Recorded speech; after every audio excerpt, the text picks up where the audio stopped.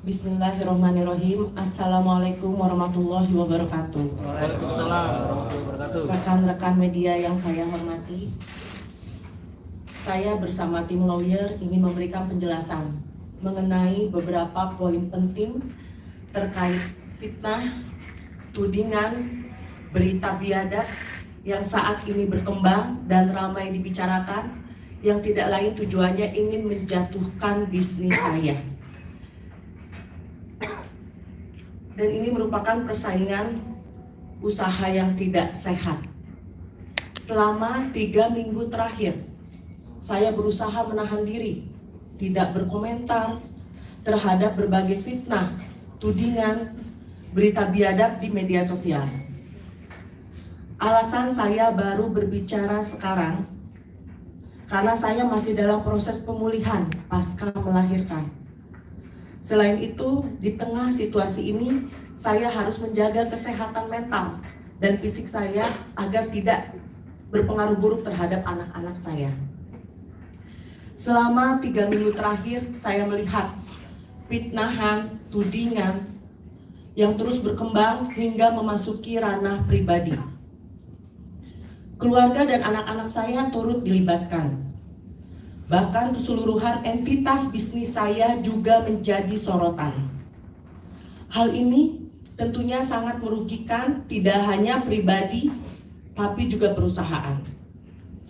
Tidak hanya itu, saya merasa sangat miris ketika mendengar berita yang menyebutkan bahwa saya sudah meninggal dunia.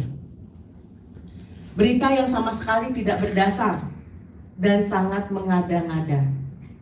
Oleh karena itu, kehadiran saya di sini adalah untuk mengklarifikasi semua hal tersebut.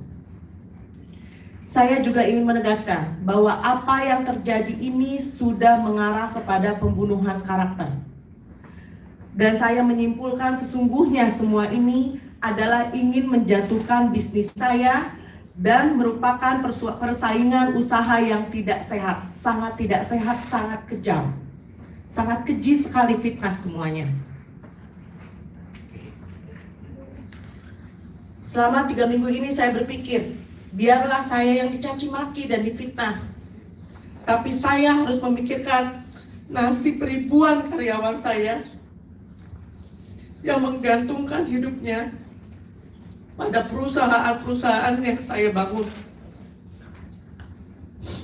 Mereka adalah orang-orang yang mencari nafkah untuk keluarga mereka. Dan ini adalah tanggung jawab besar bagi saya. Baik, untuk detail lebih lanjut, tim kuasa hukum saya akan menjelaskan secara rinci mengenai langkah-langkah hukum yang diambil dan fakta-fakta yang perlu diketahui untuk mencegah misinformasi. Sekian dari saya. Wassalamualaikum warahmatullahi wabarakatuh. Baik, terima kasih Ibu Heni atas waktu dan kesempatan. Baik, teman-teman media, yang perlu kami sampaikan bahwa kenapa berita ini menjadi viral. Bahwa dalam pemberitaan berita yang viral itu disebut ada mafia skincare. Nah, kata-kata mafia skincare ini pertama-tama dimunculkan pada podcastnya saudara Richard Lee dan saudara Dr. Oki. Jadi kami sudah periksa seluruh podcastnya, media-media yang sudah mereka keluarkan itu kami sudah teliti dengan baik, dengan baca bahwa mafia skincare itu mereka sebutkan dalam kalimat-kalimat mereka. Nah, sebelum penjelasan saya harus sampaikan dulu buat teman-teman media semua. Kata-kata mafia ini kan sungguh tudingan yang luar biasa kan, ini suatu kekejian yang luar biasa. Saya coba mengartikan apa arti kata mafia. Mafia itu artinya perkumpulan rahasia yang bergerak di bidang kejahatan. Nah, jadi tuduhan ini sudah sangat keji sekali. Jadi mafia itu bisa secara beberapa orang atau bisa juga bersekutu atau dengan berkelompok.